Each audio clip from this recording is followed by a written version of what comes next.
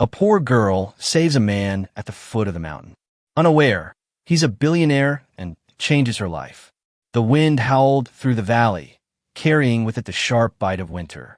Snowflakes swirled like tiny daggers in the air, cutting into Emily Dawson's exposed cheeks as she trudged through the knee-deep snow, each step a battle against nature's fury. The weight of her axe pressed against her back, a constant reminder of her purpose out in this deadly cold. The Alaskan wilderness showed no mercy in January. The temperature had dropped to 30 below, the kind of cold that didn't just sting, it burned. Emily pulled her tattered coat tighter around her slender frame, the worn fabric offering little protection against the elements. The threadbare gloves on her hands had long since lost their ability to keep her fingers warm, but new gloves meant money she didn't have. Just a little farther, she whispered to herself, her words immediately stolen by the wind. The forest at the base of the mountain loomed ahead, dark pines heavy with snow, their branches creaking under the weight. She needed firewood, not just one it needed. Without it, the cabin would grow cold, and in Alaska, cold meant death. Emily had ventured further from her cabin than usual, desperate to gather enough wood before the blizzard that was brewing in the heavy gray sky above hit with full force. The forest was eerily silent except for the occasional groan of the wind pushing against the towering pines, a sound that always reminded her how small humans were in the face of nature's power. Then she heard it, a faint sound barely audible over the wind. A low, guttural moan. She stopped in her tracks, her pulse quickening as she strained to listen. At first, she thought she had imagined it, a trick of the wind whistling through the trees, but then it came again, a weak, pain-laced groan. Her eyes darted around, scanning the snowy expanse. The sound was close, but with the wind screaming through the trees, it was impossible to pinpoint its exact direction. "Hello," she called out, her voice uncertain, watching as her breath formed a cloud in the freezing air. No answer came. Emily hesitated for only a moment before pushing forward, her instinct screaming that something, or someone, was in trouble. She moved cautiously, her boots crunching against the ice-crusted snow, every sense on high alert. In the wilderness, curiosity could be as dangerous as the cold itself. Then, through the thick white blanket covering the ground, she spotted something unusual, a dark shape barely visible beneath a mound of snow. Her heart leaped into her throat as she rushed forward, falling to her knees beside the figure. With gloved hands, she brushed away the fresh snow, her breath catching when she revealed what lay beneath. A man, young, perhaps in his early 30s, lay half buried in the snow. His face was pale as the ice around him, his dark hair frozen at the edges. His clothes, though clearly expensive, were torn and soaked through. His lips had taken on a bluish tinge, and his eyes were half closed, unfocused. "Hey, can you hear me?" Emily shook his shoulder, feeling the stiffness in his limbs. Fear gripped her heart. Was she too late? "Sir, wake up." A weak groan escaped his lips, his fingers twitching slightly against the snow, as if fighting against the cold's deadly grip. Emily leaned in closer, her face inches from his. "You need to wake up," she said firmly, giving him another shake. "If you stay out here, you'll die." His lips parted, and for a moment she thought he would speak, but only a hoarse whisper emerged, "Help." Emily quickly assessed the situation, her trained eyes noticing the unnatural angle of his right leg, the dark stain of blood seeping through his pants and coloring the snow beneath him. A broken leg, possibly compound, and in this weather, he wouldn't last another hour. "Damn it," she muttered, glancing around. She was at least 3 miles from her cabin, and the man was twice her size. But leaving him wasn't an option, not if she could help it. With determination born from years of survival in this unforgiving land, Emily grabbed his arm and tried to pull him up. He was heavier than he looked, dead weight against the snow. "Come on," she gritted through clenched teeth, shifting his arm over her shoulder. "I'm not leaving you here to become part of the landscape." With all the strength she could muster, she heaved him upright, staggering under his weight. Pain shot through her back, but she ignored it. Every step was a battle against the deep snow and the icy wind cutting through her coat. The man groaned in pain as she dragged him forward, his head lolling against her shoulder. She didn't know who he was or how he had ended up here, but none of that mattered now. All that mattered was getting him home before the cold claimed him forever, before he became another nameless victim of the Alaskan wilderness.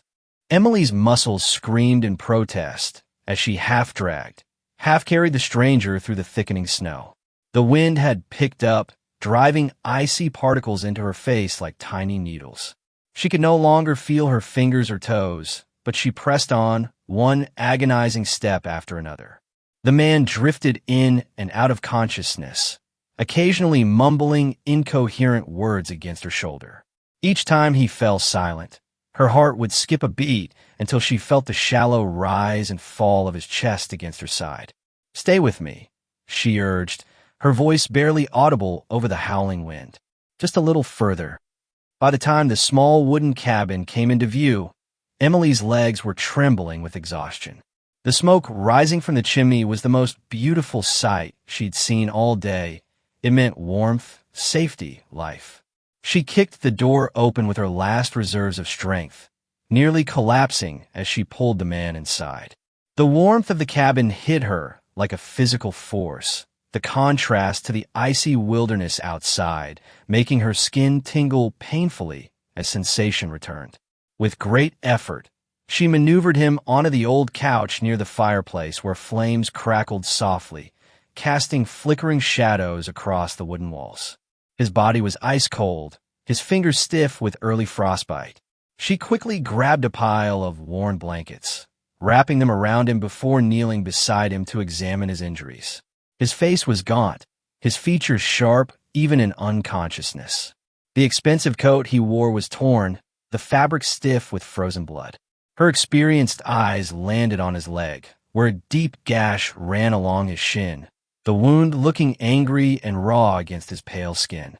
"Damn it," Emily cursed under her breath, recognizing the signs of infection already setting in.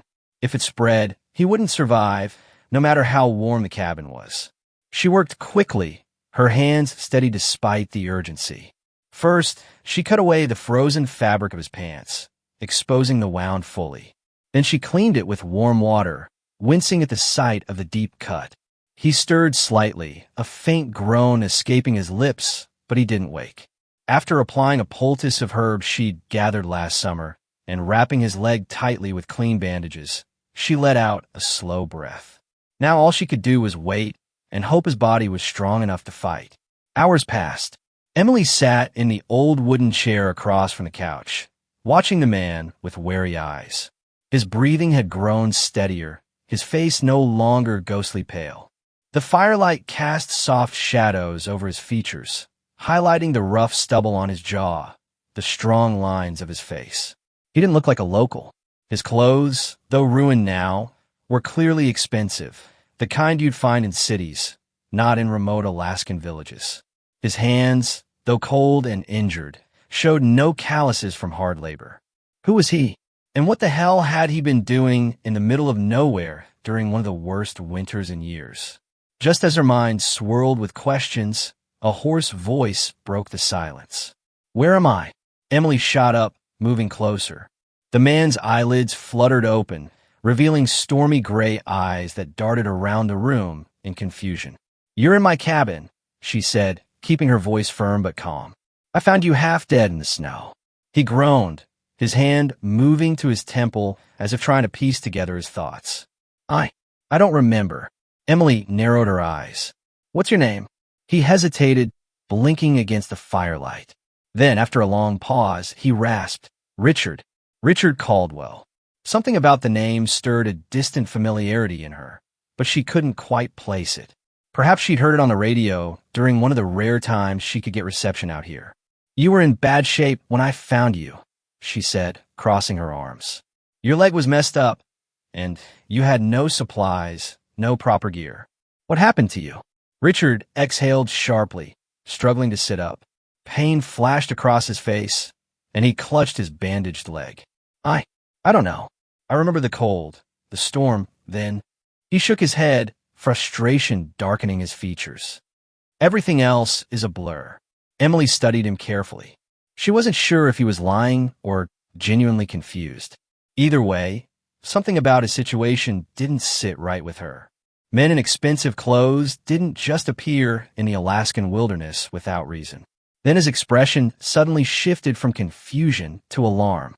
"My phone," he muttered, patting the pockets of his torn coat. "My wallet, Emily's stomach tightened. "They weren't on you when I found you." Richard's jaw clenched. No, I had them. I remember I had my phone, my wallet, my watch. They're gone." A heavy silence settled between them. Emily had seen enough in her life to know what this meant. Someone had taken his things, and in a place as unforgiving as the Alaskan wilderness, that didn't happen by accident. "You think someone robbed you?" she asked, keeping her voice even. Richard let out a bitter laugh. "Seems like the only explanation, doesn't it?" Emily frowned, her mind racing. If someone had left him out there to die, that meant whoever did this had wanted him gone. But why? And how had he survived long enough for her to find him? She glanced at the fire, the flames flickering as if mirroring her thoughts. Richard Caldwell, a man with expensive clothes, a sharp look in his eyes, and no memory of how he ended up half frozen on the mountain. Something about him didn't add up. And yet, despite the wariness curling in her stomach, she couldn't turn him away. Not yet. Not when the storm outside was growing stronger, and his life still hung in the balance. The morning light filtered through the frosted window panes, casting a pale glow over the small wooden cabin. The fire in the hearth had burned low, leaving only embers crackling softly in the quiet. Emily moved about the cabin with practiced efficiency, layering more wood into the stove and setting a kettle over the flames. The air smelled of pine and the faint scent of smoked meat, a humble but familiar aroma that had defined her life for as long as she could remember. Behind her, the sound of rustling blankets made her turn. Richard was stirring, his movements slow and stiff, wincing as he adjusted his injured leg. His face still bore the pale exhaustion of someone recovering from near death, but his sharp gray eyes flicked toward her, more alert than the night before. "You're awake," she said, setting down the tin cup she had been holding. He gave a small nod, running a hand over his face as if trying to wipe away the remnants of whatever nightmare had followed him into sleep. "Yeah, guess I owe you a thank you for not leaving me out there." Emily scoffed, pouring hot water into the tin cup and walking over to him. "You'd be frozen solid if I had." She handed him the cup. "Drink. It'll help warm you up." Richard took it hesitantly, eyeing the steaming liquid with suspicion. "What is it?" "Pine needle tea." She smirked at his doubtful expression. "You don't have much choice, city boy. It's either that or freeze." At the word city boy, Richard gave her a bemused look, but said nothing. He lifted the cup to his lips, grimacing slightly at the bitter taste, but he drank it nonetheless. Just then, the door creaked open, and an elderly woman stepped inside, wrapped in thick furs. Her weathered face bore the marks of decades in the harsh wilderness, but her sharp blue eyes, so similar to Emily's, immediately locked onto Richard with a calculating gaze that missed nothing. "So this is the stranger you dragged in from the snow," she said, her voice lined with both curiosity and skepticism. Emily straightened. "Grandma, this is Richard." "Richard, this is Martha Dawson." Richard nodded, attempting to shift himself into a more upright position. "Mom." Martha merely hummed, stepping closer and taking a long, assessing look at him before turning back to Emily. "He shouldn't be here." Emily crossed her arms defensively. "I couldn't just leave him to die." Martha sighed, untying her fur-lined hood. "You're too soft-hearted, child. Always have been, just like your mother." She hung her coat by the door, revealing silver hair, pulled back in a tight bun.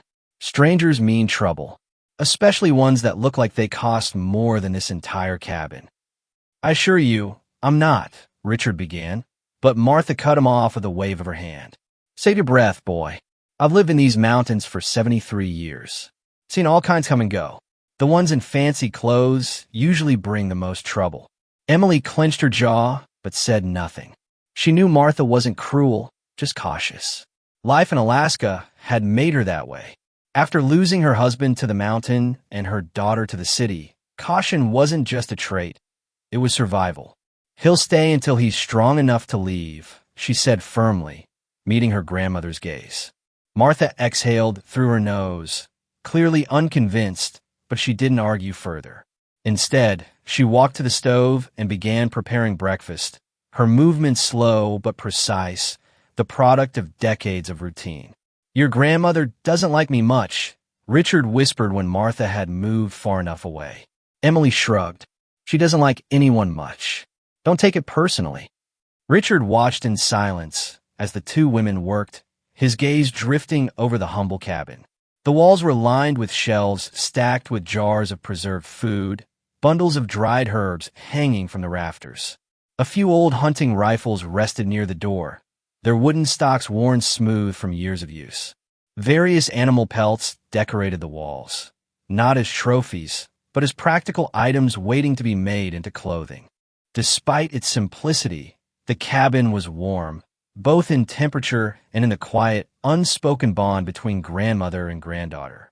It was nothing like the sterile luxury Richard was accustomed to, yet there was something about it that felt more authentic than any place he'd ever been. The smell of food filled the air, and Richard's stomach twisted painfully in response. He hadn't realized just how hungry he was until now. Emily caught the look on his face and smirked. "Haven't eaten in a while, have you?" "Not since." He frowned, trying to recall. "I don't actually remember." "Well, you're in luck. Breakfast is almost ready." A few minutes later, Martha set down 3 wooden bowls on the small table. Inside was a thick stew made from what looked like dried venison, root vegetables, and wild herbs. It was nothing fancy, just simple, rustic food, but it smelled better than anything Richard could remember. He hesitated before picking up the wooden spoon and taking a bite. The stew was hot and rich with the deep, earthy flavors of slow-cooked meat and wild seasonings. It was unlike anything he had ever eaten before, not the refined meals of 5-star restaurants he was accustomed to, nor the processed convenience food of busy city life. It was real, unpretentious, nourishing in a way that had nothing to do with presentation or price. "This is incredible," he said between mouthfuls, surprising himself with his own enthusiasm. Martha raised an eyebrow, but said nothing, while Emily merely nodded, continuing to eat with the same quiet efficiency that seemed to apply to everything she did. Richard glanced at her, really looking at her for the first time since he'd awakened. She was younger than he'd initially thought, perhaps in her mid-20s, with striking features that had nothing to do with makeup or artifice. Her hair was a rich chestnut brown, pulled back in a practical braid, and her eyes were a clear, piercing blue that seemed to see right through pretense. Her hands were calloused, her nails short and practical, telling the story of a life built on work rather than privilege. "You live like this every day?" he asked after a moment. Emily looked up, her spoon pausing halfway to her mouth. "Like what?" "Hunting for food, making your own medicine, chopping wood just to keep warm." She shrugged, as if the question was absurd. "Yeah, it's not easy, but it's life. Been this way since I was born." Richard shook his head, stirring his stew absent-mindedly. "I don't think I've ever had to work that hard for anything." Martha snorted from her side of the table. "Doesn't surprise me. Your hands are softer than a newborn's." "Grandma," Emily warned, but there was a hint of amusement in her voice. Richard chuckled under his breath. "She's not wrong." He looked down at his hands, uncalloused, unmarked by labor. Hands that signed papers, pressed buttons, shook other clean hands.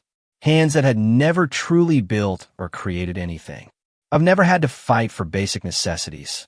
Everyone fights for something," Martha said unexpectedly, her voice softer now. "Just different battles." Richard nodded slowly, considering her words. For the first time in his life, he wondered if the battles he'd fought, for market share, for profit margins, for corporate dominance, were the ones that truly mattered. Emily watched him for a moment, something shifting in her expression. There was something strange about seeing a man who clearly came from wealth sitting at their modest table, eating their simple food, contemplating their way of life. He was out of place here, like a wolf in a hen house. Yet something about the way he was looking at his bowl, as if reevaluating everything he had ever known, made her wonder if perhaps he wasn't as lost as he seemed. "Your leg needs checking," she said abruptly, changing the subject. The wound was deep. An infection sets in fast out here. Richard nodded, grateful for the distraction from his own unsettling thoughts. "Thank you for everything." Emily met his gaze for a brief moment, then looked away. "Don't thank me yet, city boy. You're not out of the woods." Martha watched the exchange with knowing eyes, a slight frown creasing her weathered face. She had seen many things in her long life, but the look that passed between her granddaughter and this stranger was one she recognized all too well. It was the look of two people from different worlds, standing at the edge of something neither fully understood. And in Martha's experience, such meetings rarely ended well for anyone involved. "Tell us your story, boy," Martha said suddenly, fixing Richard with her penetrating gaze. "And don't bother lying. I've heard enough tales in my time to know truth from fiction." Richard hesitated, his spoon hovering above his bowl. "I wish I could tell you more, but my memory is still fragmented." "Start with what you do remember," Emily suggested, her tone gentler than her grandmother's. "Sometimes talking helps bring things back." Richard took a deep breath, setting down his spoon. "I remember being cold, so cold it burned. I remember walking, or trying to walk, through the snow. My leg was already injured, though I don't recall how it happened." He frowned, concentrating. There was a storm coming. I knew I needed shelter, but I was disoriented, couldn't tell which direction to go. "And before that," Martha pressed, "what brought you to Alaska in the first place? You're clearly not from around here." A flash of memory surfaced. A sleek private jet, a business meeting, documents spread across a polished table. I was here for business. Something important." He rubbed his temple, frustration evident in his expression. "It's like trying to see through fog." "Give it time," Emily said. "Head injuries can mess with memory. It might come back in pieces." Martha made a skeptical sound in the back of her throat. "Or it might not. Either way, you can't stay here indefinitely. Once the storm passes and your leg heals enough, we'll need to get you to town." Richard nodded, understanding the unspoken message in her words. "You don't belong here." "I appreciate your hospitality," he said formally, addressing both women. "And I'll do whatever I can to earn my keep while I'm here." Martha's eyebrows shot up in genuine surprise, while Emily's lips curved in a slight smile. "We'll see about that, city boy," Emily said, but there was no malice in her tone. "We'll see." The days passed slowly in the Dawson cabin, marked by the rhythmic crackling of the fire and the muffled howls of the wind outside. Richard's strength was returning, though his injured leg still kept him from moving around too much. Despite the discomfort, he found himself strangely at ease in the quiet simplicity of the place. Emily was always busy, chopping wood, checking traps, preparing food, and tending to her grandmother. She moved through her tasks with a grace that came from years of practice, her movements economical yet fluid. She never once complained, never hesitated to get her hands dirty, and never seemed to expect anything in return for her efforts. Richard had never met anyone like her before. The women in his world wore designer clothes and perfect makeup, spoke of charity galas and investment portfolios. They didn't track animals through the snow or mend their own clothes by firelight. "You're staring again," Emily said without looking up from the rabbit she was skinning at the small wooden table. Richard blinked, caught off guard. "Sorry, I was just thinking." "About what?" Her hands never stopped working, separating meat from hide with practiced precision. "About how different this is from my life," he admitted. "Everything here has a purpose. Nothing is wasted." Emily glanced up briefly, her blue eyes meeting his. "That's how you survive out here. Waste means death." Martha entered from outside, bringing with her a blast of cold air and an armful of firewood. She eyed Richard sitting uselessly on the couch and made a disapproving sound. "If your hands work, you should be using them," she said bluntly. "Emily, give him something to do before he turns into furniture." Emily suppressed a smile. "His leg is still healing, Grandma." "His leg is hurt, not his hands," Martha retorted, dropping the wood by the stove with a clatter. My Elias once skinned 3 deer with a broken ankle and pneumonia.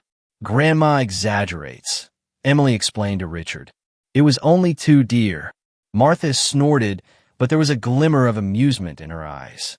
She disappeared into the small adjoining room, leaving them alone again. She wasn't always this gruff, Emily said after a moment, her voice softening. Life made her that way. What happened? Richard asked, genuinely curious. Emily's hands stilled momentarily. My grandfather died when I was 10. Hunting accident. Then my mother left for Anchorage a year later, said she couldn't stand the isolation anymore. She resumed her work, her face carefully neutral. She sends letters sometimes. And your father? Never knew him.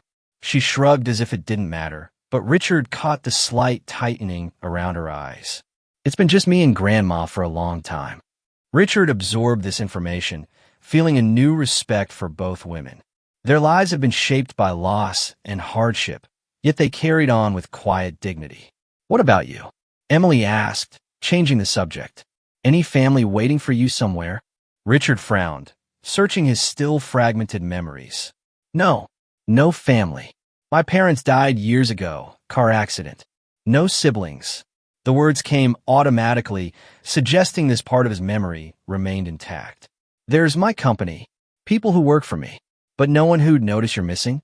Emily's tone was carefully neutral, but the question hung in the air between them. Richard hesitated. There should be. My assistant, Jonathan. Business partners. But it feels like he struggled to articulate the strange emptiness he felt when thinking about his life. It feels like I have connections, but not relationships. If that makes sense. Emily nodded slowly. More than you might think. That evening, as the fire flickered warmly in the hearth, Richard sat up on the couch, stretching his sore limbs. Emily was at the small wooden table, carefully sewing the tear in her coat. The room smelled of pine and smoke, a scent he was beginning to associate with safety. I need to tell you something, he said finally, breaking the silence. Emily didn't look up. You're not secretly a murderer, are you? Richard let out a small chuckle. No, but I am rich. That made her glance up, one eyebrow raised. He exhaled, running a hand through his dark hair. My full name is Richard Caldwell. I own a company called Caldwell Enterprises. We specialize in real estate and private investments. I have offices in New York, London, and Tokyo. Emily blinked. Okay. Richard waited for more, a reaction, shock, curiosity, something, but she just shrugged and went back to sewing. That's it, he asked incredulously. She didn't even bother looking at him this time. What do you want me to say? Well, I don't know, Richard said, gesturing vaguely. Most people would be a little more surprised. Emily tied off the thread and bit it between her teeth before finally meeting his gaze. It doesn't change anything. Richard stared at her, genuinely baffled. You're telling me you don't care at all? She sighed and leaned back in her chair, the old wood creaking beneath her. Look, Richard, maybe in your world, money means everything. But here, she gestured to the cabin around them. Here, it won't light a fire. It won't feed you. And it sure as hell won't save you when you're half dead in a snowstorm. Richard opened his mouth, but she wasn't finished. Out there, you might be some big-shot billionaire, she said, gesturing vaguely toward the world beyond the cabin walls. But here, you're just a guy who got lost in the snow. A guy who can't even chop wood properly. The words hit him harder than he expected. His entire life, people had treated him differently because of his wealth, his employees, his so-called friends, even the women he dated. He was used to a world where money dictated power, where his name alone commanded respect. But Emily didn't give a damn. For the first time in his life, Richard felt something unfamiliar, humility. He leaned back against the couch, staring at the fire, his thoughts tangled. Perhaps she was right. What good was all his money out here, where the only currency that mattered was skill and knowledge? Emily, unfazed by his silence, stood and stretched. I'm going to bed. Try not to overthink it too much, city boy. Richard watched her disappear into the small adjoining room, leaving him alone with his thoughts. For the first time, he wondered if maybe, just maybe, he had been living his entire life wrong. The morning air was crisp and biting, thick with the scent of pine and fresh snow. Richard stepped out of the cabin, leaning against the wooden railing as he took in the endless expanse of wilderness before him. The towering mountains stood against the pale blue sky, their peaks dusted in white, untouched by time. It was a sight unlike anything he had ever seen in New York, a world that belonged not to men in suits, but to the earth itself. No skyscrapers, no honking taxis, no crowds of people rushing to meetings. Just vast, pristine wilderness stretching as far as the eye could see. For a moment, he simply breathed, filling his lungs with air, so clean it almost hurt. Emily emerged from the side of the cabin, an old axe slung over her shoulder. She wore a thick flannel shirt, worn jeans, and sturdy boots, practical clothes for practical work. Her breath formed small clouds in the cold air as she glanced at him, then at the depleted firewood pile near the door. "If you're going to stand there all day, at least make yourself useful," she said, tossing him a pair of gloves. Richard barely caught them before they hit his chest. "Chopping wood? Really?" Emily smirked, the morning sun catching the golden flecks in her blue eyes. "Unless you'd rather freeze tonight." Richard sighed, pulling on the gloves. He had spent his life making billion-dollar deals, managing entire companies across continents. He had never chopped a single piece of firewood in his 35 years of existence. But as he followed Emily to the clearing behind the cabin, he realized something strange. For the first time, he wanted to try. At first, Richard was terrible. The axe was heavier than he expected, and every time he swung it down, the logs barely split. His hands, unused to such labor, quickly developed blisters despite the gloves. Emily watched, arms crossed, barely holding back a grin. "You don't have to hit it like it insulted your stock portfolio," she teased. Richard groaned, wiping sweat from his brow despite the cold. "Maybe you should just do it." "Nope," she said, stepping closer. "Here, adjust your grip. Stand like this." She positioned his hands over the wooden handle, guiding him to shift his stance. Her fingers were calloused but warm, steadying his movements. Richard found himself momentarily distracted by the nearness of her, the way the sunlight caught the strands of her wind-tousled hair, the faint scent of pine that seemed to cling to her. "Now try again," she said, stepping back. He swallowed hard and focused. This time when he swung the axe, the log split cleanly in two. Emily grinned, a genuine smile that transformed her face. "There you go, billionaire. You might survive out here after all." Richard stared at the broken pieces of wood, something like satisfaction stirring in his chest. It was a small victory, insignificant compared to the business deals he'd closed, but somehow it felt more real, more tangible than anything he'd accomplished in years. "Again," he said, reaching for another log. "Show me again." Days passed, and Richard began to adapt. He helped Emily with small tasks, fetching water from the frozen stream, patching up the old wooden roof of the cabin, even setting simple snares in the forest under her guidance. His expensive suit and tie had been replaced with thick woolen clothes borrowed from Emily's grandfather's old trunk. His hands, once used only for signing contracts and typing emails, were now rough from labor. And for some reason, he didn't hate it. One evening, as they sat around the fire after a particularly productive day, Emily handed him a bow, a simple but well-crafted hunting weapon. "You're going to teach me how to hunt now?" Richard asked, raising an eyebrow. Emily smirked, her face illuminated by the dancing flames. "You want to eat, don't you?" Richard sighed, shaking his head. "Fine. But if I die doing this, you're telling my board of directors it was your fault." Emily just laughed, the sound warm and genuine. "Deal." Martha, who had been quietly knitting in the corner, looked up with a snort. "Boy couldn't hit the side of the cabin with a boulder," she muttered, but there was less bite in her words than usual. The next morning, the two of them moved carefully through the woods, the air crisp with the scent of fresh pine. Richard tried to step as lightly as Emily, but where she was like a ghost, silent and deliberate, he snapped every twig in his path, sending small animals scurrying for cover.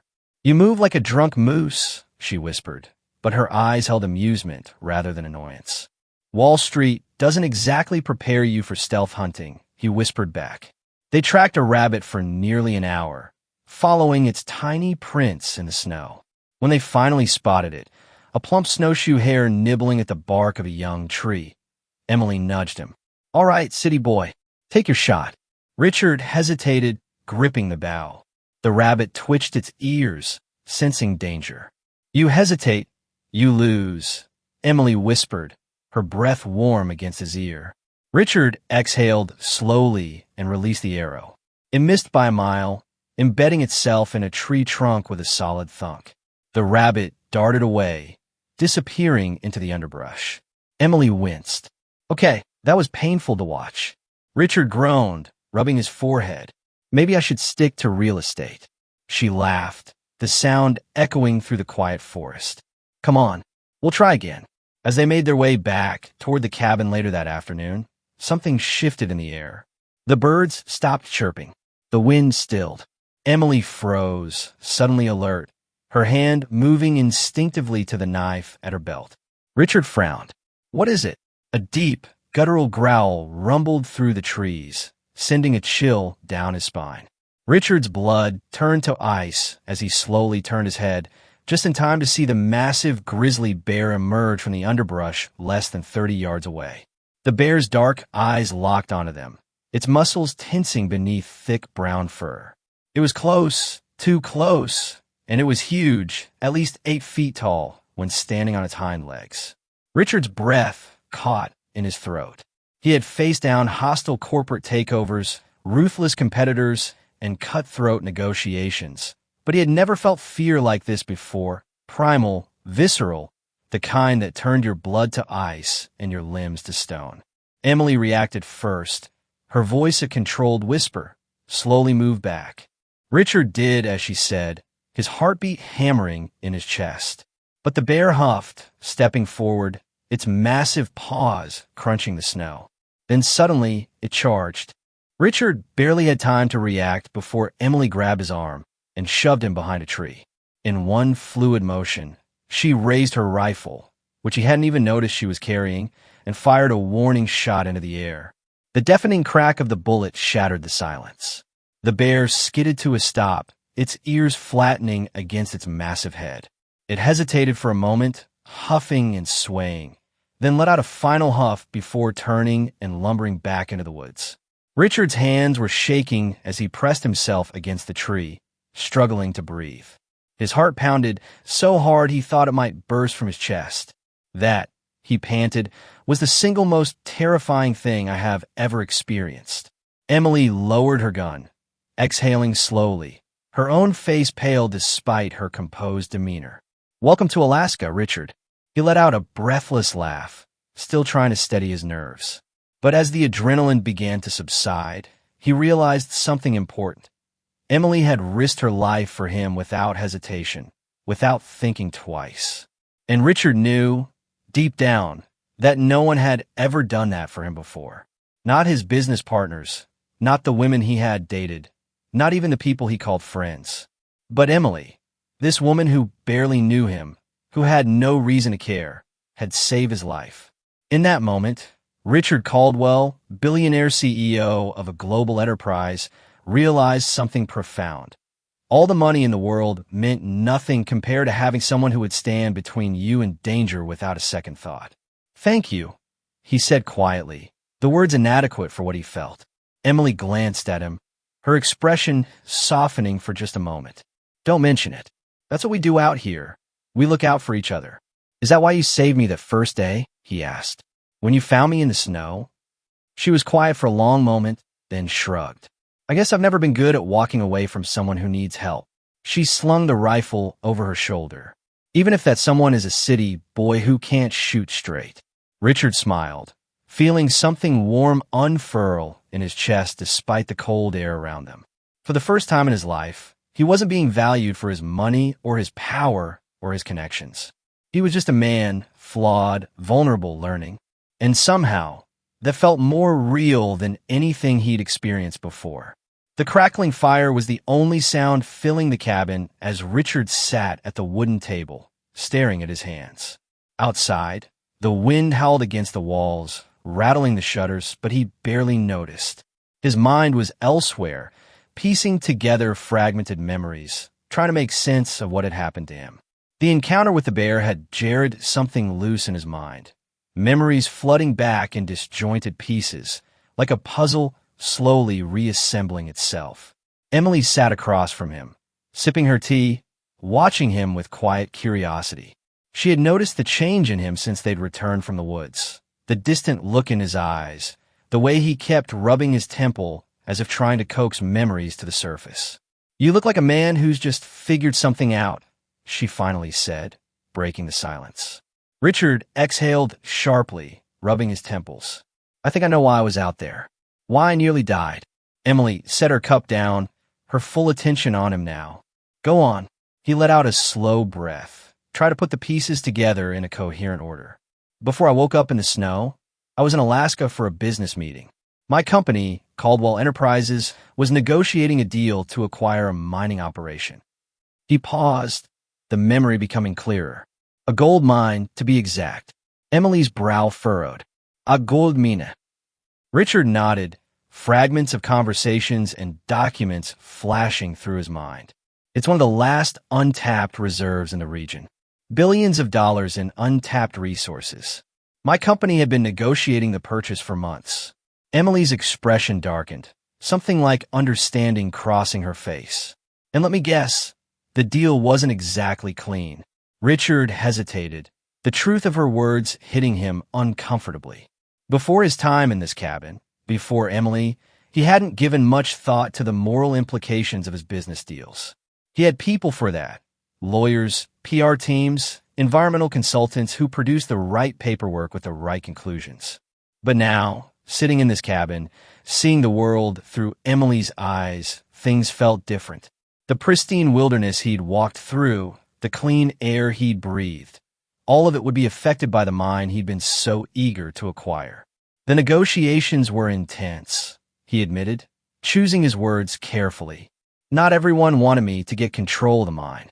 There were other investors, competitors, environmental groups, people who stood to gain if I disappeared."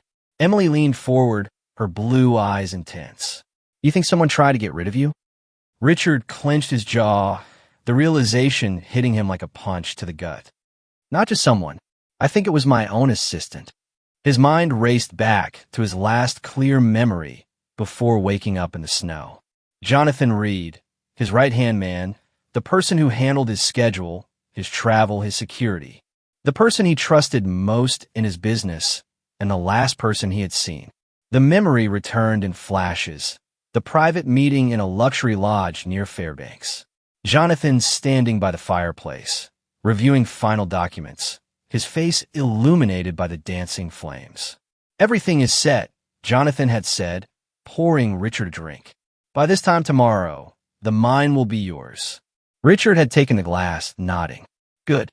I don't want any surprises." Jonathan had smiled, a smile that now, in retrospect, seemed cold. "Of course. You can always trust me." Then darkness, a sharp pain in his skull, the bitter taste of something in his drink. And then cold, ice, the blinding white of the snow. Richard gritted his teeth, his hands curling into fists. "He must have drugged me, left me out there knowing I wouldn't survive. By the time they declared me missing, the deal would have already been signed without me." Emily's expression hardened, disgust flashing in her green eyes. "So he tried to kill you for money?" Richard let out a bitter laugh. "That's the world I come from, Emily. Trust is a commodity, loyalty is temporary, and everyone has a price. And to think you actually trusted this guy," she said, shaking her head. "Yeah, I did." He ran a hand through his hair, his jaw tightening with resolve. "I can't let him get away with this." Emily studied him for a long moment. "So what are you going to do?" Richard looked up, his gray eyes dark with determination. "I have to go back." A silence fell between them, heavy with unspoken implications. Emily leaned back in her chair, crossing her arms. "Right. Of course. Go back to your world of power and money." There was something in her tone, disappointment, perhaps, or resignation, that made Richard frown. "I don't have a choice, Emily. If I don't stop him, he'll take everything I've built. He'll win." Emily's lips pressed into a thin line. "And what happens after that? You fix your business, put the bad guy in jail, and go back to your fancy penthouse in New York?" back to acquiring minds that will destroy places like this. She gestured to the window, to the wilderness beyond. Richard hesitated. He hadn't thought that far ahead. All he knew was that he couldn't let this betrayal stand, couldn't let Jonathan take what was his. But now, looking at Emily, at this life he had come to respect in ways he never expected, a strange unease settled in his chest. Would he go back to being the man he was before? Could he, after everything he'd experienced here? I don't know, he admitted quietly. I don't know what happens after. Emily let out a breath, shaking her head. Look, I get it. You have unfinished business. But just don't forget what you learned here. Her words hung in the air between them, a challenge and a plea all at once. Richard met her gaze, and for the first time, he realized he didn't want to leave. Not really. This cabin, this life, this woman, they had shown him something he hadn't known he was missing. He reached across the table, his fingers brushing against hers. I will come back. Emily looked at him, searching his face for any sign of a lie. Then she nodded just once. You better. And for the first time in his life, Richard Caldwell knew he had something worth coming back for. The next morning, Martha cornered Richard while Emily was outside checking the traps. The old woman's eyes were sharp as she studied him, her weathered hands resting on the back of a chair. You're planning to leave, she said. It wasn't a question. Richard nodded. I have to. There are things I need to take care of. Martha made a non-committal sound. My granddaughter has grown fond of you. Richard felt a warmth spread through his chest at her words, though he tried not to show it. I've grown fond of her too. She doesn't let people in easily. Martha continued, her voice matter of fact. Not since her mother left. Emily was just 12, old enough to understand she'd been abandoned, young enough to believe it was somehow her fault. Richard frowned, pain lancing through him at the thought of a young Emily watching her mother walk away. I'm not abandoning her. Aren't you? Martha challenged. You're going back to a world she can never be part of. A world of wealth and power and people who try to kill each other over money. It's not like that, Richard protested, though even to his own ears, the defense sounded weak. Martha's gaze was unwavering. Isn't it? You said yourself your own assistant tried to murder you. For what? Control of a mind that will tear up the earth and poison the water? She shook her head. That's your world, boy. Not hers. Richard had no answer for that. The truth of her words stung. I care about her, he said finally, his voice low. More than I expected to. More than I've cared about anyone in a long time. Martha's expression softened slightly. Then be careful with her heart. It's stronger than most, but not unbreakable. Before Richard could respond, the door opened, and Emily stepped inside, bringing with her a blast of cold air and the scent of pine. She paused, looking between them, sensing the tension. What's going on? She asked, her eyes narrowing. Just getting to know our guest better, Martha said smoothly, moving toward the stove. Since he'll be leaving us soon. Emily's gaze flickered to Richard, a flash of something. Hurt, perhaps, crossing her face before she masked it with a shrug. Right. Well, I checked the traps. We got 2 rabbits and a grouse. Should be enough for a few days. The normalcy of her words, the practical focus on survival, made Richard's chest ache. This was her life, simple, honest, direct. So different from the world of corporate politics and betrayal he was preparing to return to. I'll help you prepare them, he offered, standing up. Emily raised an eyebrow. You know how to skin a rabbit now, city boy. I'm a quick learner, he replied with a small smile. I had a good teacher. A hint of a smile touched her lips, and for a moment the tension eased. But as they worked side by side, Emily showing him how to properly clean and prepare the game, Richard couldn't shake Martha's words from his mind. 2 worlds, too far apart to bridge. A choice he would eventually have to make. That night, Richard's dreams were troubled.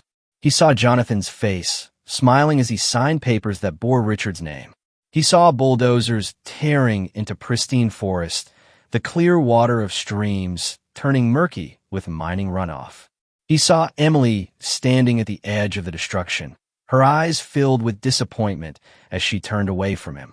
He woke with a start, his heart pounding, sweat beading on his forehead despite the chill in the cabin. The fire had burned low, casting the room in shadows. Richard sat up, running a hand over his face, trying to shake off the lingering unease of the dream. A soft sound made him look up. Emily sat in the old wooden chair by the window, her silhouette outlined by the faint moonlight filtering through the frosted glass. She was awake, watching the night sky, seemingly lost in thought. "Can't sleep?" he asked quietly. She turned, not startled by his voice. "The northern lights are out. Didn't want to miss them." Richard rose, moving to stand beside her at the window. Outside, the sky was alive with rippling curtains of green and blue light, dancing across the darkness like something from another world. "It's beautiful," he breathed, genuinely awed by the spectacle. "It is," Emily agreed softly. "No matter how many times I see them, they never get old." They stood in silence for a moment, watching the celestial display. Then Emily spoke, her voice barely above a whisper. "When do you leave?" "Tomorrow," Richard replied, the word feeling heavy on his tongue. "If the weather holds, I'll head to the village and try to find transportation to Fairbanks." Emily nodded, her face carefully neutral. "I'll take you. I know the trails better than you do." "Thank you." Another silence fell between them, filled with words neither seemed ready to speak. Finally, Richard turned to face her. "Emily, Don't," she interrupted, her voice gentle but firm. "Don't make promises you might not keep." Richard frowned. "You think I'm lying about coming back?" "I think you believe it now," she said, her eyes reflecting the dancing lights outside. "But when you're back in your world, surrounded by all that money and power and opportunity, this place will start to feel like a dream. And dreams fade, Richard." The truth in her words stung, but Richard shook his head. "Not this one. Not you." Emily's expression softened, a sad smile touching her lips. "I hope you're right." She turned back to the window, her profile outlined in the ethereal glow of the aurora. Richard wanted to say more, to somehow convince her of his sincerity, but he knew words weren't enough. Not for someone like Emily, who judged people by their actions, not their promises. So instead, he simply stood beside her, watching the lights dance across the sky, committing this moment, this woman, to memory. Tomorrow he would leave. Tomorrow he would return to a world of wealth and power and betrayal. But tonight, under the northern lights, he allowed himself to imagine a different future, one where the line between their worlds didn't seem quite so impossible to cross. The day Richard left, the sky was a dull gray, thick clouds rolling over the mountains like a heavy curtain. The air was colder than usual, or maybe it only felt that way to Emily as she stood outside the cabin, watching him prepare to leave. He was dressed in borrowed winter gear, bundled against the elements, but something about him already looked different, like he didn't quite belong here anymore. His injured leg had healed enough for him to travel, though he still moved with a slight limp. The sled dogs, borrowed from a neighbor in the village, were restless and eager, barking in anticipation of the journey ahead. Emily crossed her arms, keeping her expression neutral. "You sure you're ready for this, city boy?" Richard smirked, though there was something sad in his eyes. "I don't think I have a choice." She exhaled, her breath forming a small cloud in the freezing air. "I guess not." Martha, standing a few feet away, gave Richard a hard look. "Be careful out there, boy. The world ain't as forgiving as this place." Richard nodded solemnly. "I know." He turned back to Emily, hesitating. There were a million things he wanted to say, but none of them felt right. Instead, he reached into his coat pocket and pulled out something small, pressing it into her hand. It was a silver compass, worn with age, the metal smooth from years of handling. Emily frowned, looking down at the object. "What's this?" "My grandfather's," Richard said softly. "He used to say it would always point him home." Emily looked up, meeting his gaze, her blue eyes searching his. "And where's home for you?" Richard hesitated, then answered softly, "I don't know yet." Emily swallowed hard, curling her fingers around the compass. "You better figure it out." A long silence stretched between them, filled with unspoken words and feelings neither was ready to voice. Then finally, Richard took a step back and climbed onto the sled. With a sharp command to the dogs, they lurched forward, kicking up a flurry of snow. Emily stood there unmoving, watching as he disappeared into the white horizon. And for the first time since she was a child, she felt something strange, something that scared her more than any storm or wild animal could. She missed him already. Martha moved to stand beside her, placing a weathered hand on her shoulder. "He'll either come back or he won't," she said pragmatically. "Either way, we keep living." Emily nodded, her fingers still wrapped tightly around the silver compass. "I know." But as they turned to go back inside, Emily couldn't help casting one last glance at the empty trail, wondering if the man who had stumbled into her life would find his way back, or if, like so many others, he would choose a different path. Only time would tell. The weeks passed slowly. Emily threw herself into work, hunting, chopping wood, fixing what needed fixing. She told herself she didn't care that Richard hadn't sent word, that the absence of news meant nothing. But every morning, she found herself glancing toward the trail he had left on, and every night, she found herself staring at the small silver compass, turning it over in her fingers as if it held some kind of answer. Winter began its slow retreat, the days growing incrementally longer, the grip of ice loosening ever so slightly from the land. The rhythm of life continued. It had to, but something had changed. There was an emptiness in the cabin that hadn't been there before, a silence that seemed louder than it should. Martha noticed, of course. Nothing escaped the old woman's sharp eyes. "He's not coming back," her grandmother said one evening, stirring a pot of stew over the fire, her voice matter-of-fact rather than unkind. Emily didn't look up from the snare she was repairing. "I never said he was." Martha sighed, shaking her head. "You don't have to say it. I can see it in the way you look at that trail every morning."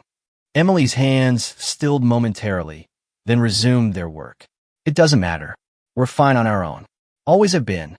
"You like him," Martha stated, not a question but a simple observation.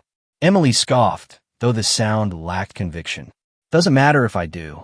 He has his world, I have mine." Martha studied her for a long moment, her weathered face softening. "And what if his world isn't what he wants anymore?" Emily had no answer for that. The possibility was too dangerous to consider, too fragile to hold on to.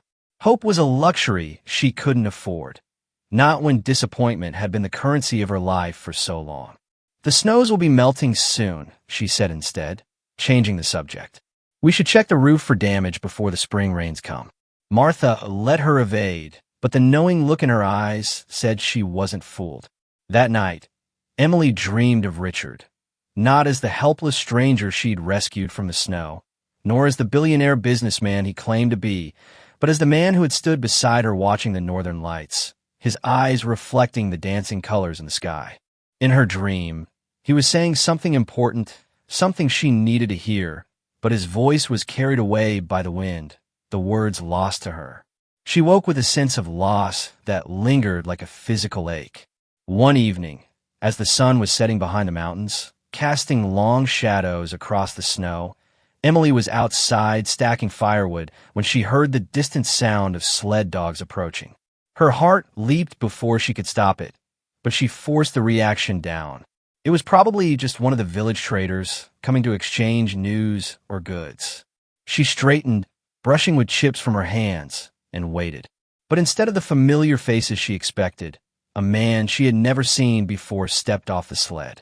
He was tall, dressed in a heavy coat lined with fur, his face sharp with the air of someone who didn't belong in these parts.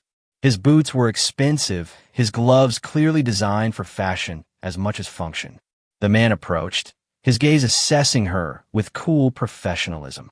"Miss Dawson?" he asked, his voice carrying the polished accent of the East Coast. Emily nodded slowly, wariness settling over her.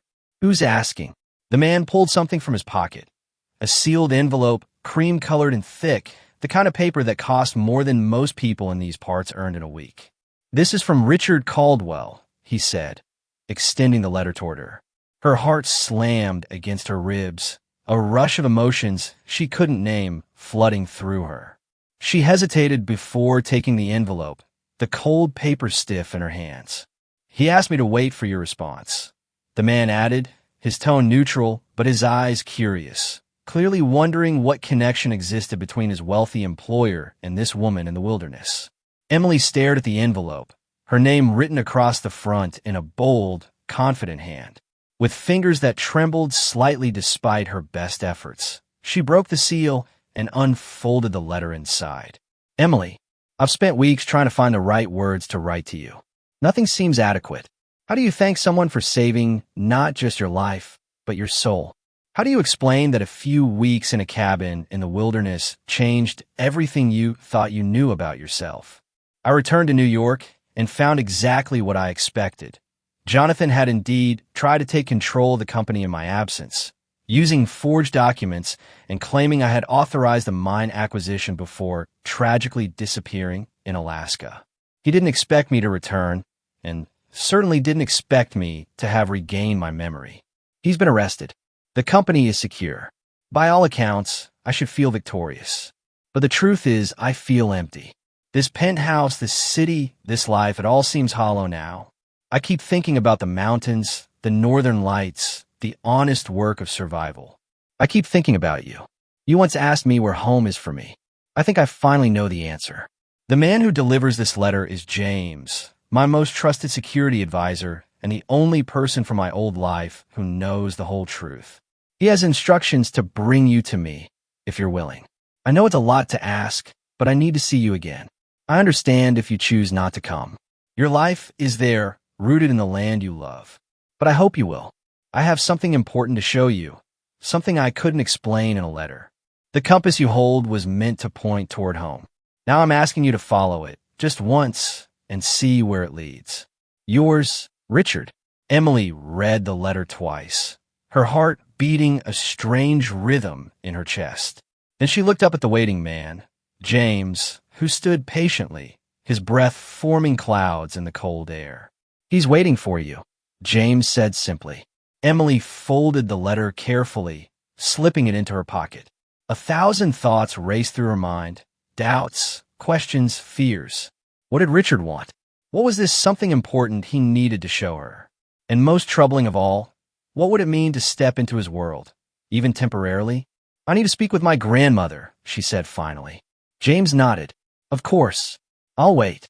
Inside the cabin, Martha listened in silence as Emily explained the situation, her weathered face revealing nothing of her thoughts. So, Martha said when Emily had finished, he wants you to go to him. Yes. To New York. Yes. Martha was quiet for a long moment, her fingers working steadily at her knitting. Then, surprisingly, she smiled, a small, knowing smile that crinkled the corners of her eyes. You should go. Emily blinked, taken aback. What? I thought you'd tell me it was foolish. Oh, it probably is, Martha agreed, her needles clicking rhythmically. But some kinds of foolishness are worth it. I was young once too, you know. Emily sat down heavily in the chair opposite her grandmother. What if it's all a mistake? What if I go there and realize we have nothing in common outside of this cabin? What if his world swallows me up? Martha set down her knitting, fixing Emily with a stern gaze.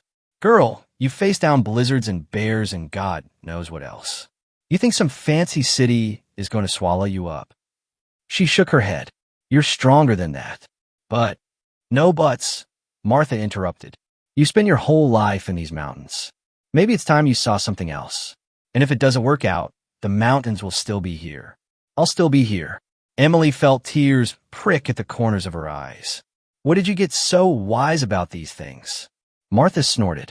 I've lived a long time, seen a lot, made my own mistakes. Her expression softened. But my biggest regret isn't the mistakes I made. It's the chances I didn't take. Emily reached across and squeezed her grandmother's hand, feeling the bones beneath the papery skin, the strength that had never wavered. I'll come back, she promised. I know you will, Martha said confidently, either with him or without him. But you'll come back knowing, not wondering. That's worth something. 2 days later, Emily found herself on a private jet, soaring above the clouds, watching as the wilderness she had known all her life shrank beneath her. She wore clothes Martha had insisted she pack, her best jeans, a flannel shirt without patches, sturdy boots polished for the occasion. Her hair was braided neatly, though she had refused James's awkward suggestion that they stop in Anchorage for proper attire. "Richard wants to see me," she had said firmly. "Not some dressed-up version of me." Now, as the plane began its descent toward New York, Emily felt a flutter of anxiety. The sprawling city below looked like nothing she had ever seen. A vast, glittering expanse of buildings and lights, stretching as far as the eye could see. How did people live in such a place, so removed from the natural world? How did they breathe? The silver compass sat heavy in her pocket, a talisman from a man who had once been lost but claimed to have found his way. Now she was the one venturing into unknown territory, following its direction toward what? Emily had never seen so many lights in her life. New York City stretched out before her like a living, breathing entity. Towering skyscrapers reaching toward the sky, endless streams of people moving like currents through the streets, the honking of horns, the flashing billboards, the sheer energy of the place. It was overwhelming, a sensory assault after the quiet simplicity of her mountain home. She tightened her grip on the small silver compass in her pocket, her only tether to the world she had left behind. The black car that had picked her up from the airport wove through the bustling streets until it pulled up in front of a grand hotel, its facade glittering with lights. The doorman opened her door, offering a polite nod, but Emily barely noticed. She was too busy staring up at the massive glass structure before her. Was this really where Richard lived? James led her through the opulent lobby, past curious glances from staff and guests alike. Emily was acutely aware of how out of place she must look. Her practical clothes, her calloused hands, her face untouched by makeup. But she held her head high, refusing to be intimidated by wealth and polish. The elevator ride to the penthouse was silence save for the quiet hum of the city below.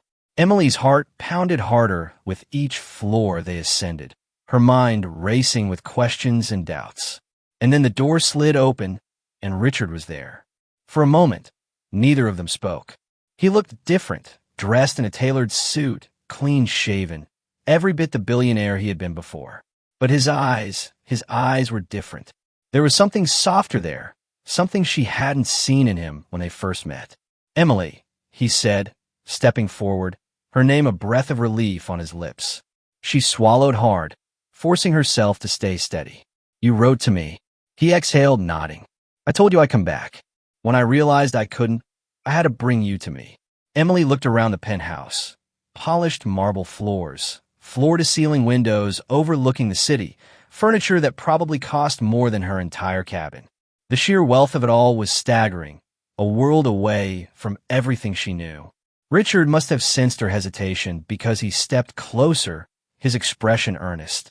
"I know it's a lot, but I didn't bring you here to impress you." Emily crossed her arms, protective armor against her uncertainty. "Then why did you bring me here?" Richard took a slow breath, his eyes never leaving hers. "Because I needed you to see the man I used to be, and the man I'm trying to become." Over the next few days, Emily saw firsthand just how much Richard had changed. He had indeed fired Jonathan Reed, pressed charges, and reclaimed control of his company. But more than that, he had started something new, something that had surprised even his closest advisors.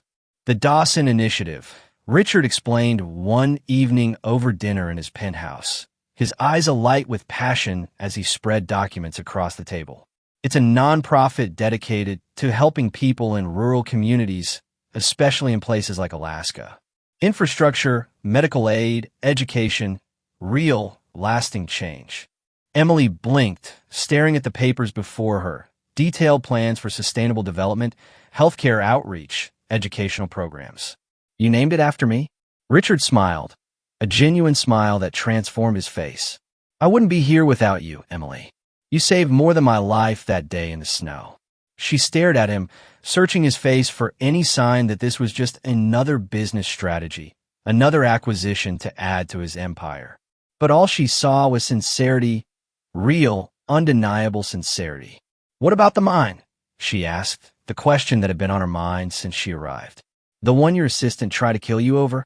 Richard's expression turned serious. "I withdrew from the deal. The environmental impact reports were concerning. reports I might have overlooked before. He reached across the table, his fingers brushing against hers.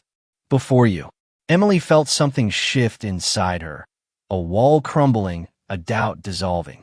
This wasn't the same man who had stumbled half-dead into her life. This was someone new, someone who had taken the lessons of the wilderness and brought them back to the concrete jungle. One night, as they walked along the edge of Central Park, the closest thing to nature in this steel and glass city, Richard finally said what she had been waiting for. "I love you, Emily." Her breath caught, the words hanging in the cold city air between them. Richard reached for her hands, his grip warm despite the chill. "I don't care about anything else. Not the money, not the company. I just want you." Emily's heart pounded, but she didn't speak right away. Because part of her still didn't trust this world, this place of excess and artifice. She had seen men of power before, men who made promises but never truly understood what life outside of their bubble was like.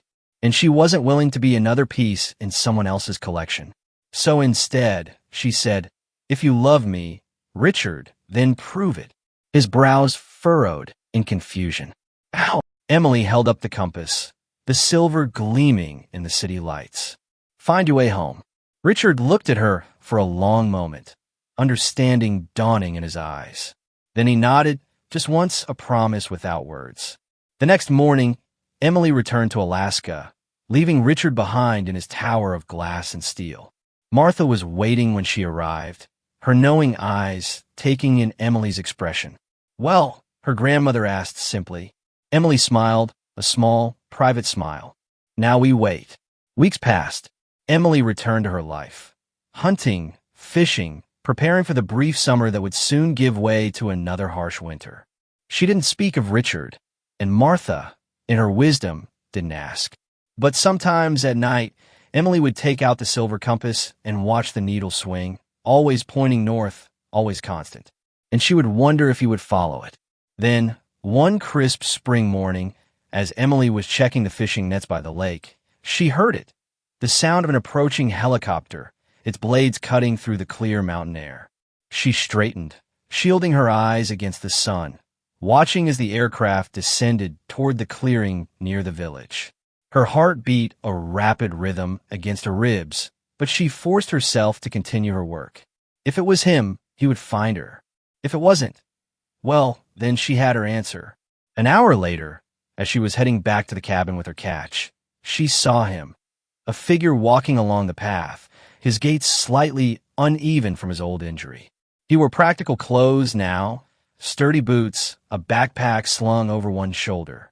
No suit, no tie, no trappings of wealth. Just a man finding his way back. Emily stopped, watching him approach, her face carefully neutral despite the storm of emotions inside her. Richard stopped a few feet away, his eyes drinking her in as if she might disappear if he blinked. "I found it," he said simply. "Found what?" she asked, though she knew the answer. "Home."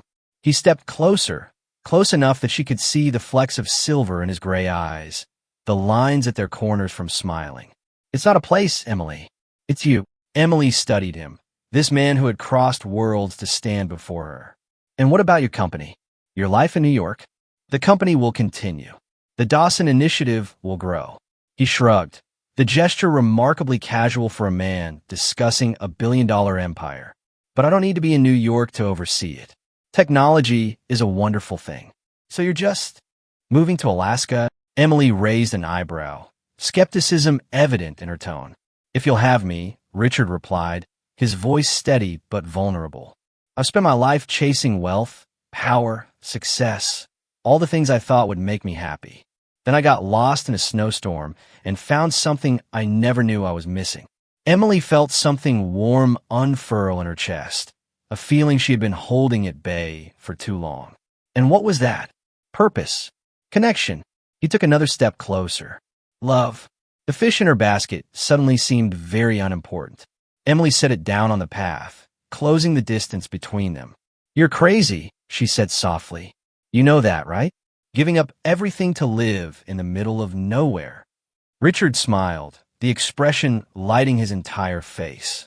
"I'm not giving up anything that matters. I'm gaining everything that does. Emily looked at him, really looked at him, and saw not the billionaire, not the city boy lost in the snow, but simply Richard, a man who had journeyed across worlds to find his way back to her. Martha's going to say I told you so, she murmured, a smile tugging at her lips. I can live with that. Richard reached out, his hand finding hers, fingers intertwining. Can you? Instead of answering, Emily closed the final distance between them, her lips finding his in a kiss that felt like coming home, like the end of one journey and the beginning of another. And as they walked hand in hand toward the cabin, the silver compass sat forgotten in her pocket, its purpose fulfilled. It had pointed the way, as promised, not to a place, but to where they both belonged. Together. The seasons changed, painting the Alaskan wilderness in the vibrant colors of summer, then the rich golds and reds of autumn, before finally surrendering to winter's white embrace once more. A year had passed since Richard had returned to the mountains, choosing a life he'd never imagined over the empire he'd built. The small cabin that had once been Emily and Martha's alone had expanded, a new wing added to the eastern side, built by Richard's own hands with guidance from the village craftsman. Inside, the rustic simplicity remained, but subtle changes marked his presence. Solar panels that provided reliable electricity, a satellite system that connected them to the outside world, and a small office where Richard could manage the Dawson initiative remotely. You're going to burn yourself out if you keep staring at that screen, Emily remarked one evening, placing a steaming mug of tea beside Richard's laptop. He looked up, rubbing his eyes with a tired smile. Just finalizing the funding for the new medical clinic in Fairbanks. The board is still giving me grief about allocating resources to the middle of nowhere, as they put it. Emily leaned against his shoulder, scanning the spreadsheets and proposals on a screen. Show them the mortality rates for preventable conditions in rural communities. That usually shuts them up. Richard chuckled, wrapping an arm around her waist.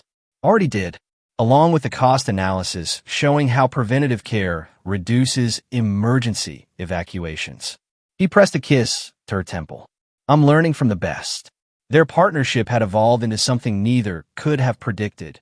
Emily's practical knowledge of the land and its people complementing Richard's business acumen and resources. Together, they were changing lives across Alaska's remote communities, bringing medical care, educational opportunities, and sustainable development to places long forgotten by the outside world. Martha watched their work with quiet pride, occasionally offering her wisdom, but mostly content to see her granddaughter flourish.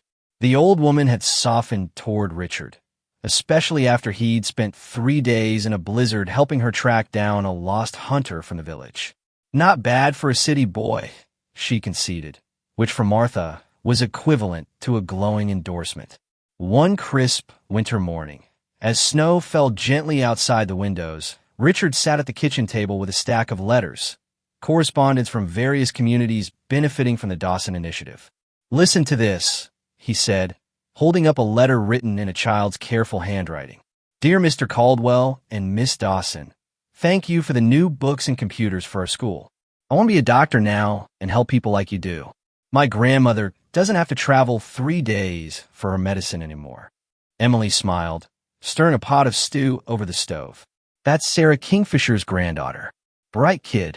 She'll make a great doctor, Richard agreed, setting the letter aside with reverence.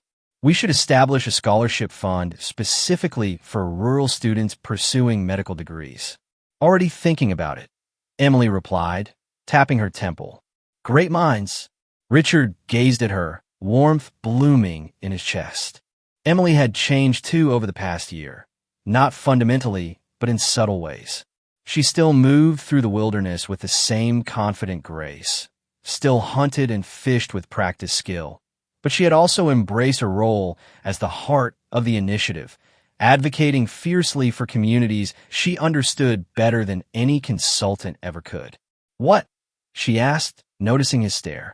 Just thinking about how far we've come, he replied honestly. Emily's expression softened.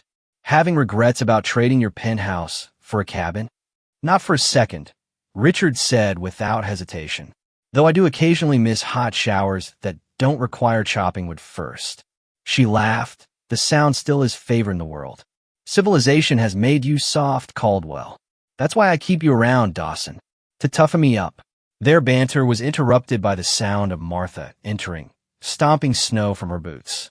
Despite her advancing years, the old woman still insisted on checking her own trap lines, refusing to slow down.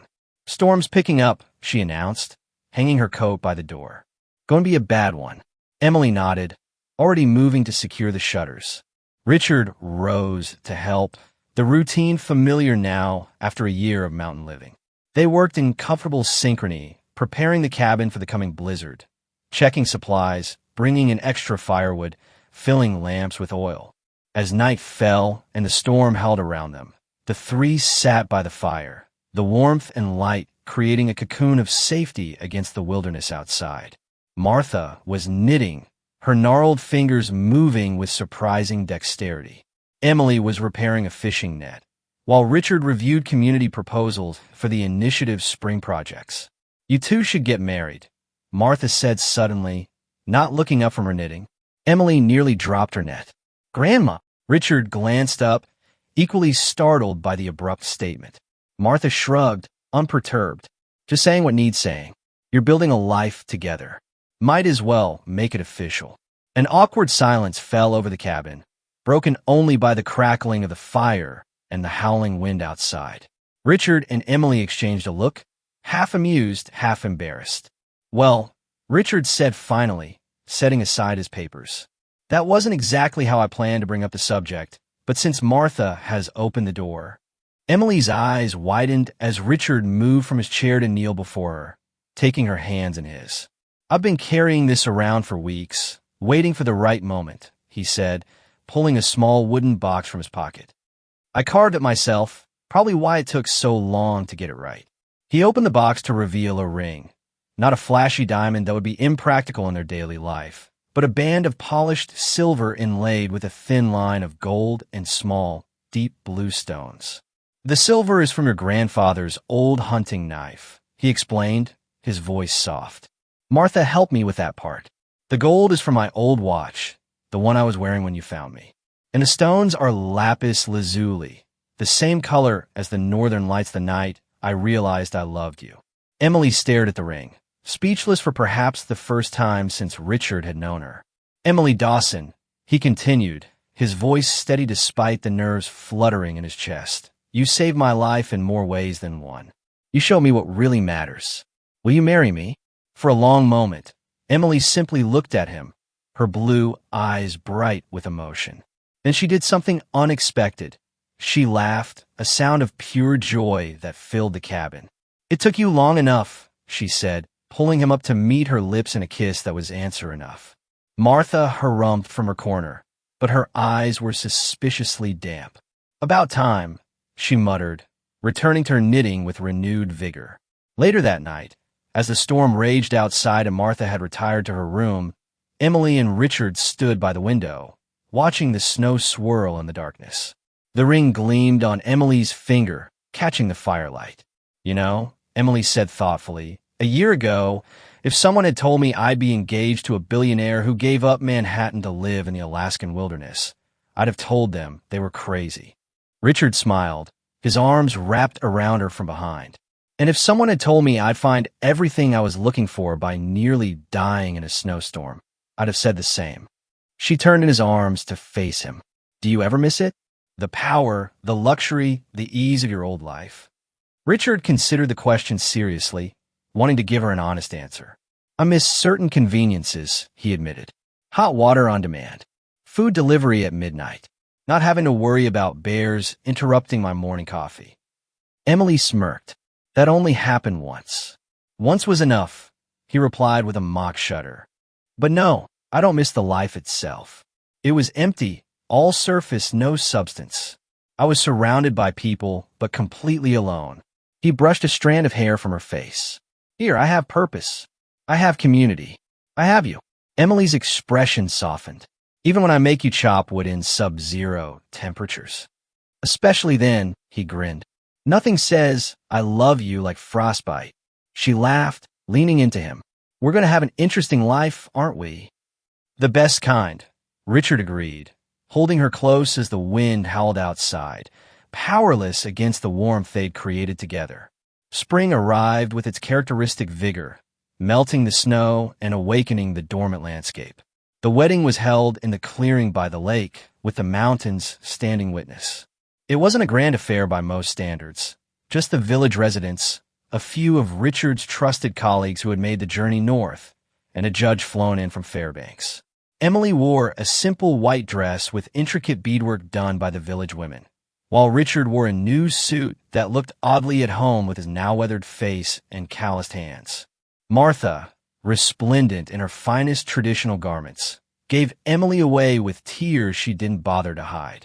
As they exchanged vows under the vast Alaskan sky, with eagles soaring overhead and the first wildflowers pushing through the earth, Richard reflected on the journey that had brought him here. One wrong turn, one desperate act of kindness from a stranger, and his entire life had changed course. The celebration afterward was a blend of cultures, traditional village dances alongside modern music, local delicacies served alongside champagne Richard had flown in for the occasion. As night fell, lanterns were lit around the clearing, creating a magical atmosphere under the emerging stars.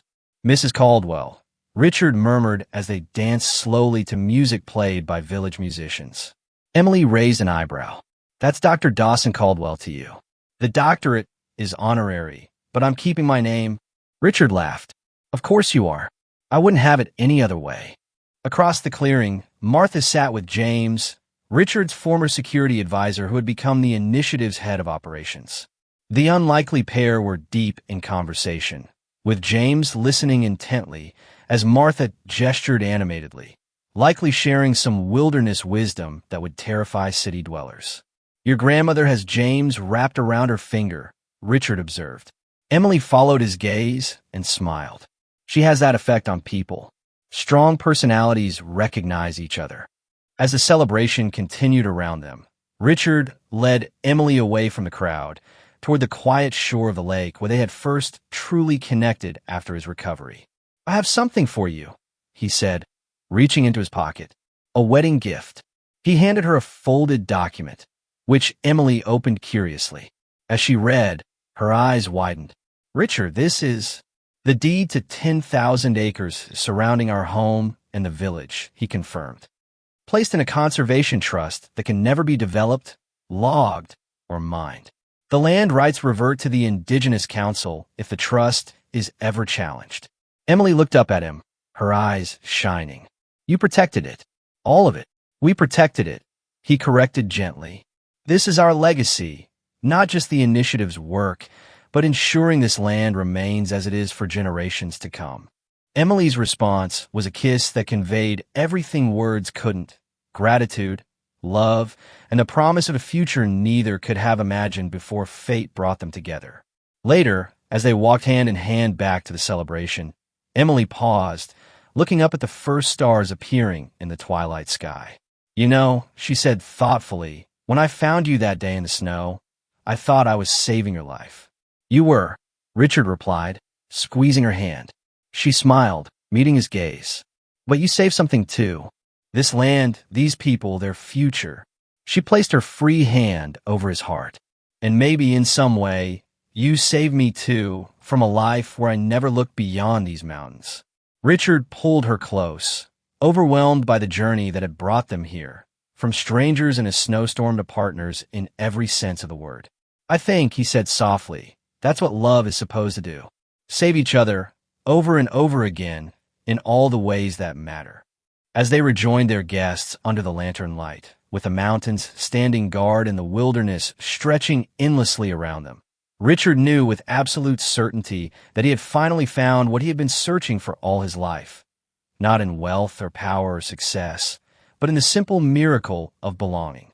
The poor girl had saved a man at the foot of the mountain, unaware he was a billionaire. But in the end, perhaps the greater miracle was that the billionaire had saved himself by learning what truly mattered, by finding his way home. 5 years passed like the changing seasons, each one bringing new challenges and deeper connections. The Dawson Caldwell home had become the heart of something remarkable, a thriving community where traditional ways and modern innovations coexisted in careful balance. On a crisp autumn morning, Emily stood on the porch of their expanded cabin, watching as children gathered at the new community center just visible through the trees. The building, a beautiful blend of traditional design and sustainable technology, housed classrooms, a medical clinic, and a digital hub connecting the remote village to educational resources worldwide. "They're starting early today," Richard observed, joining her with 2 steaming mugs of coffee. Emily accepted hers gratefully, breathing in the rich aroma. "The elders are teaching traditional medicine.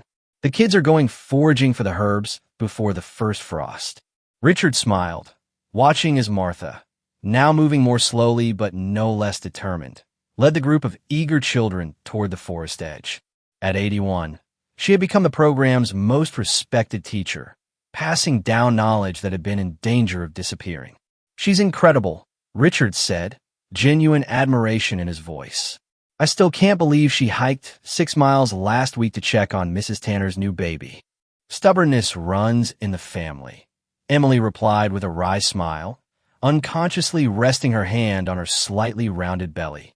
Richard's eyes softened as he noticed the gesture. Their first child, a daughter they'd already decided to name Aurora, was due in early spring. The news had transformed Martha, who had taken to knitting tiny garments with a fervor that suggested the baby might need a new sweater every day of its first year. "Speaking of stubborn," Richard said, wrapping an arm around Emily's shoulders, "I got an interesting call from the governor yesterday." Emily raised an eyebrow. "Let me guess, another attempt to buy mining rights to the Eastern Ridge?" "No, actually." Richard's expression turned serious. "He wants the Dawson Initiative to expand its model statewide. Full government partnership, significant funding. He called what we've built here a blueprint for rural sustainability." Emily's eyes widened. "That's unexpected. Apparently, our success is getting harder to ignore. The health outcomes alone have caught national attention. Rural mortality rates down 30%. Educational achievement up, sustainable job creation in communities that were literally dying. It wasn't just us," Emily insisted, ever modest about their accomplishments. "It was everyone working together, the village council, the elders, the young people who chose to stay and build something here rather than leave." Richard nodded. "That's exactly what I told the governor. This worked because we didn't impose solutions. We listened to what people actually needed and supported their vision." He paused, watching her reaction carefully. "But Emily, this could be huge. We could help communities across Alaska implement similar programs." Emily was quiet for a moment, considering the implications. The Dawson Initiative had grown beyond anything they'd imagined. What had started as a focused effort to support one remote area had gradually expanded to neighboring communities, always guided by local needs and wisdom. "It would mean more travel," she said finally. "More time away from home. Or," Richard countered, "we could train regional coordinators, create a decentralized model. The point isn't to make everyone depend on us. It's to give communities the tools to determine their own futures." A smile slowly spread across Emily's face. "You've been thinking about this for a while, haven't you?" "Maybe a little," he admitted with a grin. "I may have drafted some preliminary proposals and possibly created a 5-year implementation strategy." Emily laughed, shaking her head. "Once a CEO, always a CEO." "Guilty," Richard acknowledged. "But I wouldn't move forward without your complete agreement. This has always been our project, together." Emily looked out over the village, at the solar panels glinting on cabin roofs, the new greenhouse where they grew vegetables year-round, the young people teaching elders how to use tablets to record traditional stories, while elders taught them how to read the land and sky. It was a community transformed not by charity or outside intervention, but by partnership, by combining Richard's resources and business acumen with the community's knowledge and Emily's practical understanding of rural needs. "Let's do it," she decided. "But on one condition." "Name it." "We keep our home base here. No matter how big this gets, we stay rooted in this community." Richard's expression softened. "I wouldn't have it any other way. This will always be home." Later that afternoon, as they walked through the village to join the community dinner held every Sunday, Richard marveled at how much had changed, both around him and within him. The Richard Caldwell who had once measured success in profit margins and acquisitions now found his greatest satisfaction in watching a teenager demonstrate a solar installation she had designed herself, or seeing an elder use telemedicine to consult with specialists without leaving the community he'd never wanted to abandon. They passed the clinic where Dr. Chun, a brilliant young physician who had jumped at the chance to serve in the program, was explaining a treatment plan to a patient's family. The doctor had initially come for a one-year placement, but had fallen in love with both the community and one of the local teachers. Now they were expecting their second child. Richard, Emily, Dr. Chin called, waving them over. Great news. The mobile dental clinic you arranged has confirmed they'll be here next month. And the telehealth equipment for the satellite communities arrived yesterday. That's fantastic, Emily replied. Will you need help with the setup? The high school technology club volunteered, Dr. Chin said with evident pride. They're becoming quite the IT support team. As they continued toward the community hall, they passed the expanded school, where children learned both traditional knowledge and standard curriculum. Through the windows, they could see maps on the walls, student projects displayed proudly, and a state-of-the-art computer lab that connected these remote students to educational resources worldwide. Mr. Caldwell, a teenage boy, ran up to them, excitement clear on his face. I got accepted. University of Alaska with a full scholarship. Richard beamed, clasping the boy's shoulder. That's incredible, Michael. Your robotics project must have impressed them. It did, and they want me to continue my research on cold weather adaptations for agricultural drones. The teenager's eyes shone with possibility. I'm going to design systems that can help all the villages grow food year-round. We'll be your first customers, Emily promised, genuine pride in her voice. As Michael ran off to share his news with others, Richard and Emily exchanged a look of quiet satisfaction. This was what success truly looked like, not in dollars accumulated, but in potential unleashed. The community hall was filled with the delicious aroma of traditional foods and the buzz of conversation when they arrived. Long tables were arranged family-style, with everyone from elders to infants gathered together. What had once been a struggling village of barely 50 people had grown to nearly 200, as young families returned to a place that now offered both opportunity and tradition. Martha waved them over to where she sat with James, who had become a permanent fixture in the community. The unlikely friendship between the gruff wilderness woman and the former security specialist had blossomed over the years, with James learning to trap and hunt, while Martha reluctantly admitted that some city inventions, like pressure cookers, were worth having. Took you long enough, Martha remarked as they joined the table. The governor called me too, you know. Emily raised her eyebrows in surprise. He did. Wanted my opinion on whether this model could work elsewhere, Martha said with a dismissive wave. Told him it would only work if city folks were willing to shut up and listen before they started throwing money around. Richard chuckled. I'm sure he appreciated your candor. He better have, Martha sniffed. Because it's the truth. What works here works, because you two had sense enough to let people lead their own way forward. James nodded in agreement. It's remarkable, really. In my previous career, I saw countless aid programs fail because they were imposed from above. This is different. The conversation paused as the village chief rose to speak, thanking everyone who had contributed to the week's work and acknowledging special achievements.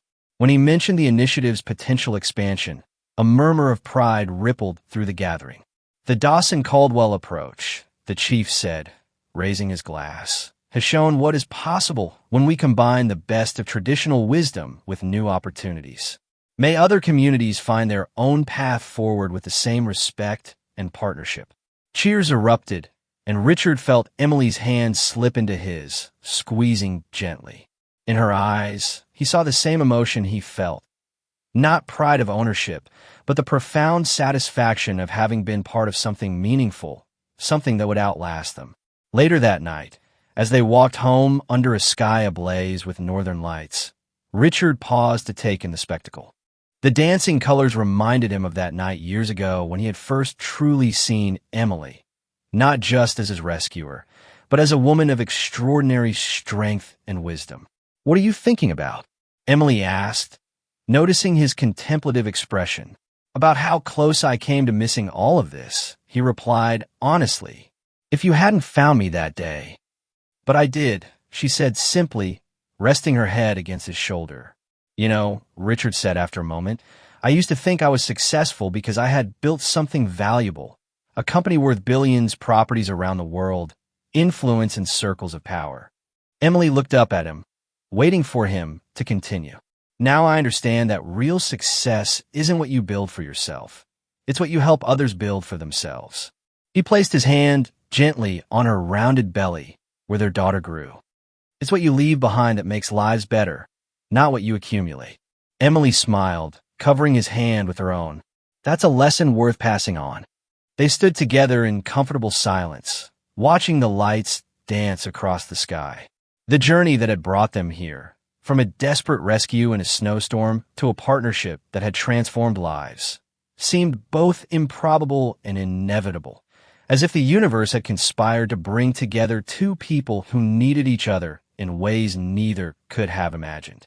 "We should head back," Emily said eventually, as the temperature dropped. "Big day tomorrow with the expansion planning." Richard nodded, but held her close for one more moment. "Have I told you lately that I love you?" "Every day," she replied with a smile. "But I never get tired of hearing it." As they walked the final distance to their home, the expanded cabin that blended Richard's appreciation for comfort with Emily's practical wisdom, they passed the spot where she had first found him half buried in snow, fighting for his life. Neither mentioned it, but both felt the significance of the moment, how a single act of compassion had rippled outward, changing not just their lives, but an entire community's future. Inside, as they prepared for bed, Richard noticed Emily standing by the window, gazing out at the mountains silhouetted against the night sky.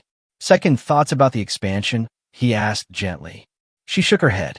"No, just thinking about how strange life is. How the worst moments sometimes lead to the best outcomes." She turned to face him. "If you hadn't nearly died, if Jonathan hadn't betrayed you, we might never have found each other," Richard finished. "Or this purpose." "Exactly." She moved into his embrace. From one desperate moment came all of this. As they held each other in the quiet of their home, with the northern lights painting the sky outside and their future growing within Emily, Richard reflected on the extraordinary journey that had brought him here. The poor girl had saved a man at the foot of the mountain, unaware he was a billionaire. But in saving him, she had offered something far more valuable than survival. She had shown him a different way to live, a different measure of worth. And he, in turn, had discovered that his greatest contribution to the world would not be the wealth he had accumulated or the buildings that bore his name, but the communities he helped strengthen, the traditions he helped preserve, and the family he was building with the woman who had seen value in him when he was at his most vulnerable. Together, they had created something neither could have achieved alone. A bridge between worlds, a model for sustainable development rooted in respect and partnership, and most importantly, a love that had transformed not just their lives, but countless others.